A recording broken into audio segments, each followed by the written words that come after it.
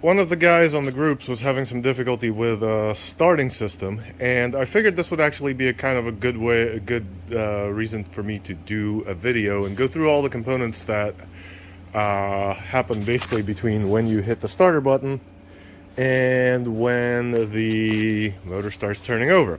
What happens when you hit the starter button? Assuming the bike is happy and all the fail-safes like the clutch and kickstand and neutral and all that, everything is on, but what happens?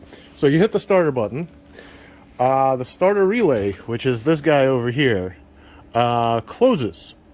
So low power activates big power.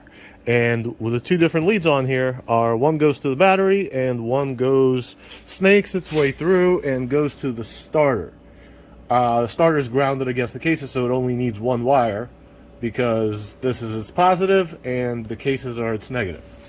So then what happens is the starter, here's an ugly motor, here's a starter. The starter, see this little gear, turns this intermediate gear. Which rides on this pin. It's technically a bearing, even though there's no moving parts, but two smooth surfaces against each other are a bearing. And then it turns this gear, which in turn turns the starter clutch, which is this guy, and then turns the crank and starts the motor. So a couple of interesting things here about these. By the way, here's a starter relay. Here's what that guy looks like. They like to go out. I sell quite a few of them. Here's a starter. They very rarely fail, actually. I have quite a few of them, but they don't sell too often. Here's the intermediate gear on its bearing. Never have I ever sold one. And flywheel, starter clutch, and the gear behind it. So what's happening here, and this is kind of a funky device because it's really not like anything else on this bike. So what happens is there's a bunch of teeth that let the gear spin smoothly in one direction and turn the flywheel in another.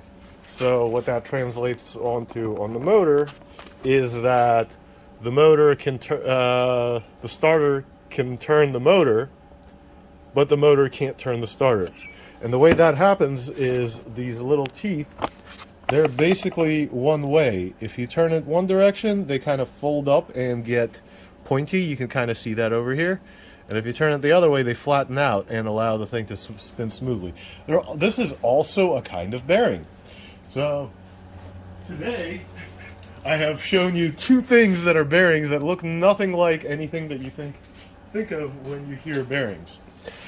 So as far as getting the cover back on, and somebody else was struggling with this on an SV1000, but as far as getting the cover back on, so there's a couple of things. Like right now, the cover would probably not go on very well because this gear is not pinned in the correct place. So what you need to make sure of is that the pin is seated into the hole that's behind it. See how there's a misalignment there? You need to make sure that the pin is seated, and this is probably where I fail completely. You need to make sure the pin is seated and that the gear is engaged on both sides.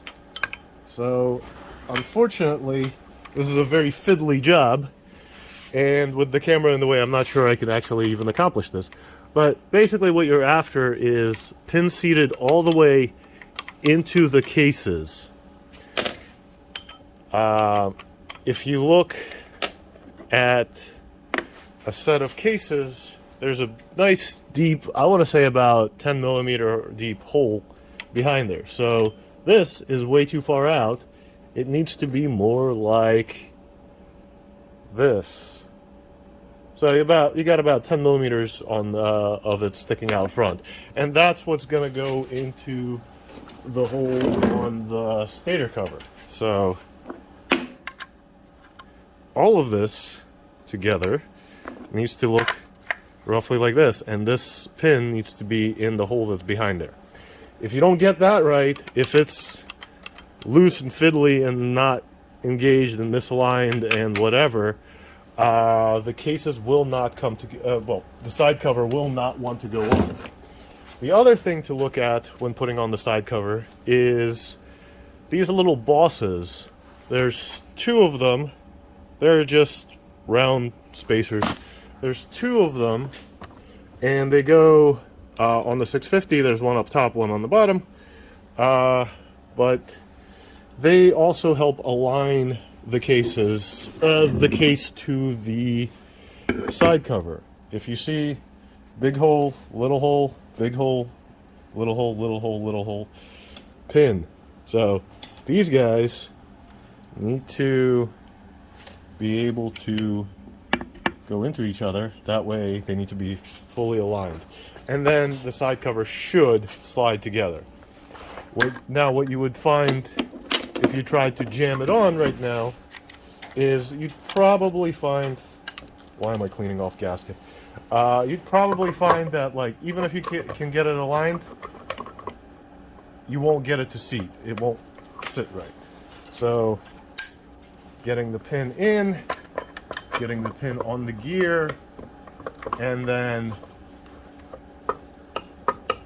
trying to make sure that everything is aligned, you're going to find that the side cover does not go onto the bike, because remember I mentioned the pin's not fully seated on the other side because the gear's misaligned.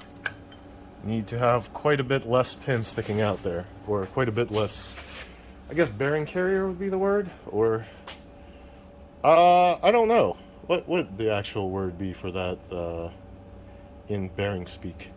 But anyway, hope somebody found that interesting. Hope that helped you understand what happens when you hit the starter button. And any questions, feel free to hit me up.